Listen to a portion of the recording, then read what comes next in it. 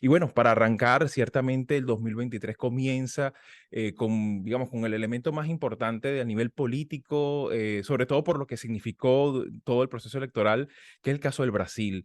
Luis Ignacio Lula da Silva inicia y comienza la dinámica política de este año, que bueno, en Brasil es habitual que la toma de posesión se haga el 1 de enero, los primeros de enero, y que de alguna manera pues marca un punto importante de lo que para muchos analistas constituye un gran desafío para recuperar no tan solo la vida institucional de la democracia brasilera, sino también el ambiente que debe privar de pluralidad, de tolerancia, de respeto a las instituciones y sobre todo de convivencia pacífica en un país que se ha visto envuelto en una dinámica político-electoral bastante crispada, bastante tensa y que de alguna manera pues se ha visto reflejado pocos días después en estos actos ciertamente tan destructivos, tan dañinos y tan erosivos para la vida democrática de una nación tan importante para Sudamérica.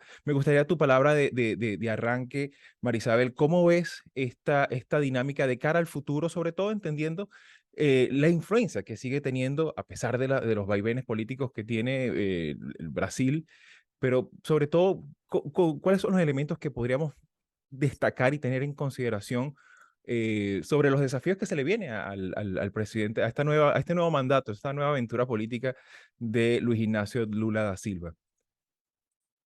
Fíjate que yo, pensando en esa introducción que haces, a mí lo que me parece es que sea que se trate de Brasil o sea, no sé, Perú, Bolivia, a mí me parece que estamos cifrando o entregándole la salud o el futuro de la democracia a individuos, ¿no? La democracia de Brasil depende de lo que haga o deje de hacer Lula. La democracia en Perú depende de lo que, eh, bueno, ahí es difícil hablar de un personaje con liderazgo político, porque precisamente ese es parte del problema, pero en todo caso, el tema está en que no podemos dejarle a esas individualidades, por muy carismáticos, por muy, lo que nosotros entendemos que es el liderazgo político, por mucho que se deba a eso, la institucionalidad democrática no puede descansar en esa... eh, en ese, que a veces es una lotería, ¿no?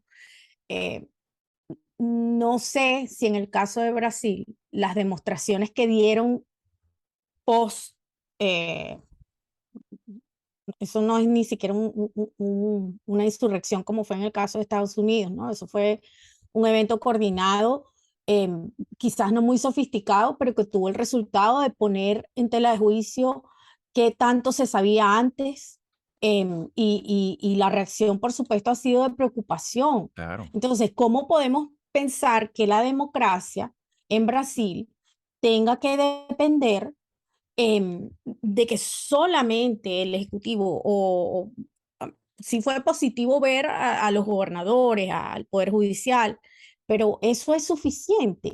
Yo a veces me temo que hacemos mucho énfasis en la polarización, ¿no? Y que Ujú. el problema es la polarización y tenemos una sociedad dividida.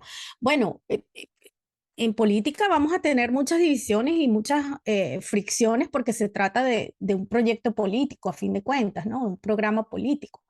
Pero aquí no estamos hablando de un programa político, aquí estamos hablando de que la gente siente que la democracia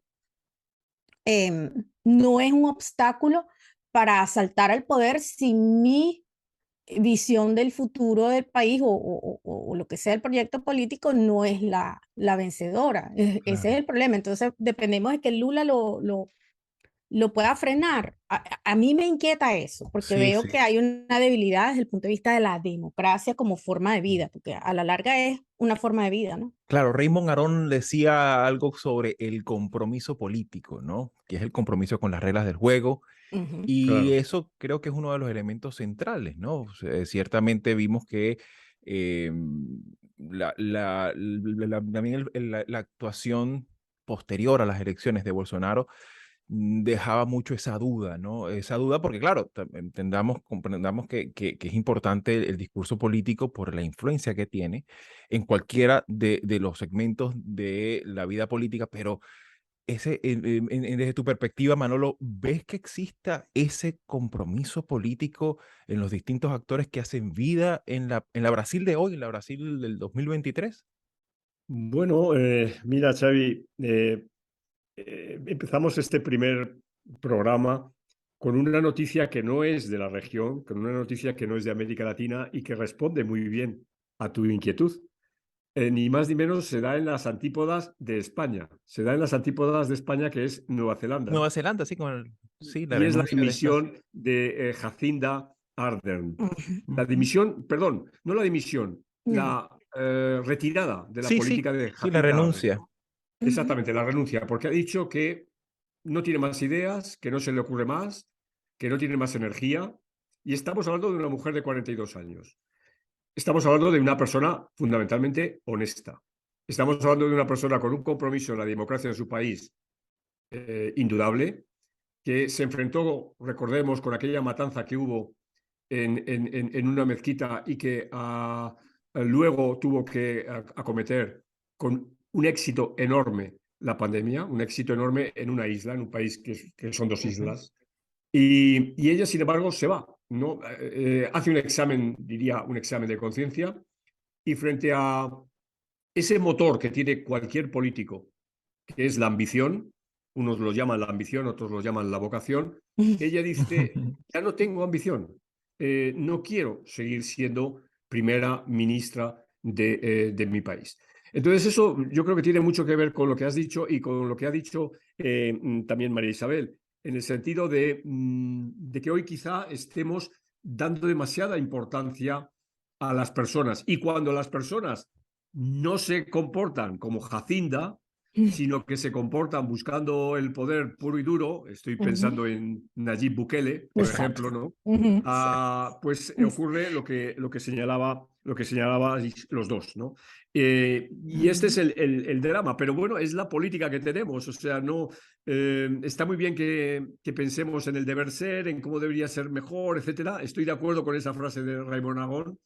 Hace unos 20 años una excelente alumna mía hizo una tesis que entre interrogantes era individuos o sistemas, o individuos o instituciones, ¿no? Ujú. ¿De qué va la política? La política va Ujú. de eso, de personas, sean en el ámbito de lo que podemos denominar la ciudadanía o en el ámbito de lo que podemos denominar la clase política, o es cuestión de reglas, es cuestión Exacto. de reglas y respeto a las reglas. Evidentemente es una cuestión yo creo que es una cuestión de ambos escenarios. Ujú. Pero volviendo a la pregunta inicial de Brasil, bueno, tenemos lo que tenemos, ¿no? Lula llega a la presidencia otra vez. Lula llega a la presidencia con un porcentaje corto, si se quiere, frente al candidato perdedor, Jair Bolsonaro, pero es el candidato que han querido la ciudadanía brasileña y que, por otra parte, hay que recordar que los datos que llevan a Lula al poder no se diferencian mucho de los datos con los que llegó Lula en su primera elección en el 2002 o en su segunda elección en el 2006. Solo recordar una cosa, en el 2002 Lula alcanzó el 48,4% de los votos en la primera vuelta, 48,4%. En 2006 el 48,6% en la primera vuelta, estoy repitiendo, y ahora mismo es el 48,4%. O sea, es decir, Sí.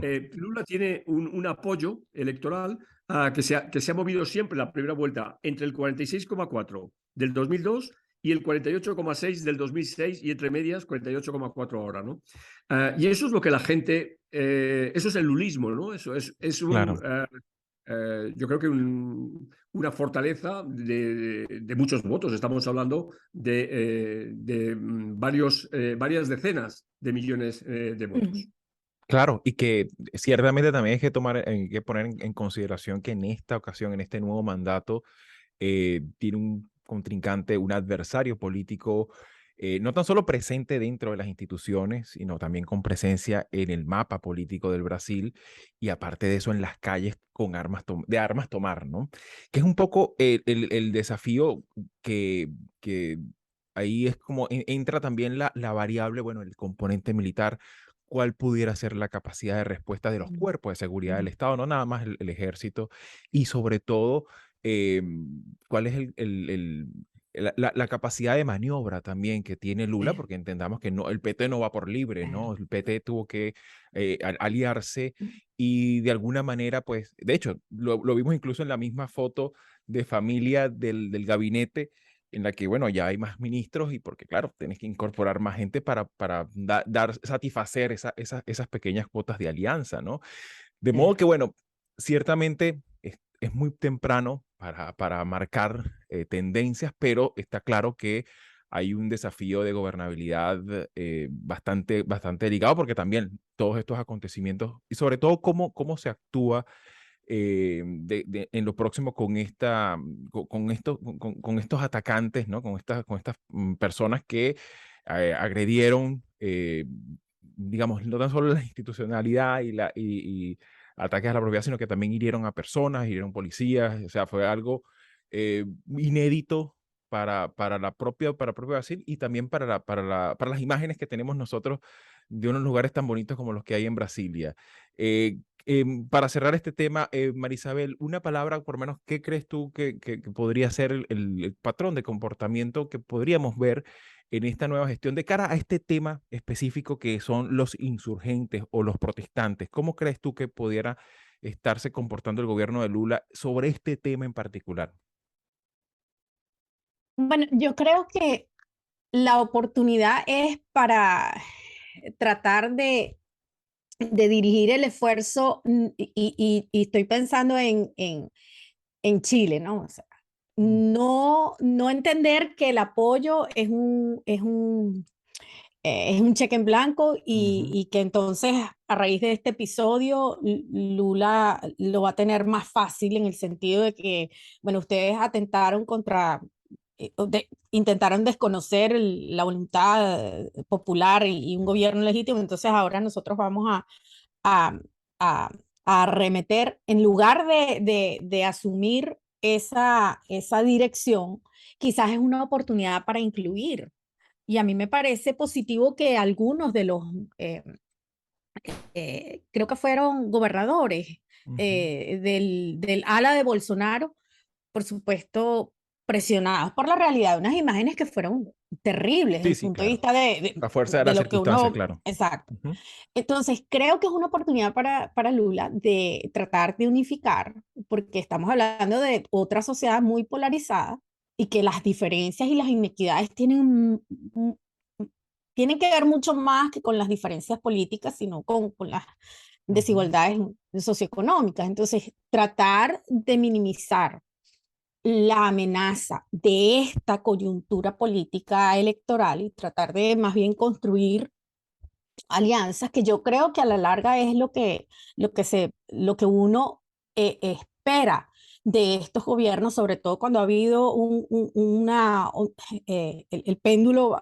de derecha a izquierda, bueno, pero tratar de construir una mayoría que sea más representativa, porque eso es lo que va a ayudar a fortalecer a la institucionalidad democrática. Entonces creo que es una oportunidad para Lula. sin duda. Manolo, en este caso, por ejemplo, consideramos que es importante tomar en cuenta que el cómo, o sea, este discurso que se da de inauguración en el que se dice que, bueno, Lula habla, incluso en términos muy emotivos, ¿no? De gobernar para todo Brasil, para un solo Brasil, ¿no? Días después tiene este incidente tan grave que refleja que no hay un solo Brasil en el plano de los hechos, no de las aspiraciones. Eh, digamos, desde tu perspectiva, considerando todo lo que hemos dicho acá, ¿crees tú que el patrón de comportamiento del nuevo gobierno de Lula va a ir con todo el peso de la ley sobre estos manifestantes en este momento? ¿O crees tú que puede ser uno de los elementos que pudiera haber una demostración de magnanimidad y de mano izquierda, ¿no? En ese sentido. ¿Cómo lo ves? Bueno, sinceramente no lo sé.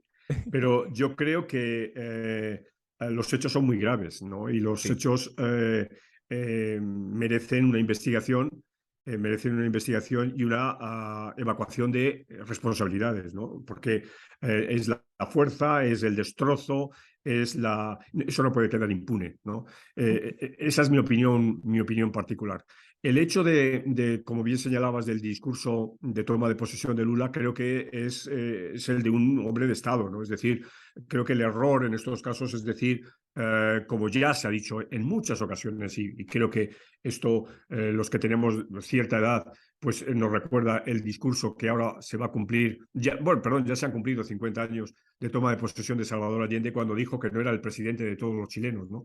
Yo creo que este es un error que precisamente un mandatario no debe cometer, ¿no? O sea, Lula ha dicho muy bien que es el presidente de todos los brasileños y eso le honra. Y va a estar comprometido en una política contra el hambre, por ejemplo, con ciertas servidumbres, pero son servidumbres que ya tuvo en sus primeros 2 mandatos. Y es, y lo has dicho muy bien, Xavi, el crecimiento del número de carteras ministeriales. Claro, Lula va a tener que gobernar con una gran coalición. El sistema de partidos de Brasil es un sistema de partidos muy numeroso, es el más alto, con diferencia de América Latina, y eso supone que la coalición tiene muchos miembros, tiene muchos socios, y hay que repartir parcelas de poder. Entonces, en ese sentido, Sí. y eso es una táctica digamos, de la política, o sea, no tenemos que escandalizarnos que el reparto del poder en el ámbito del Ejecutivo se reparte con carteras ministeriales. Y esto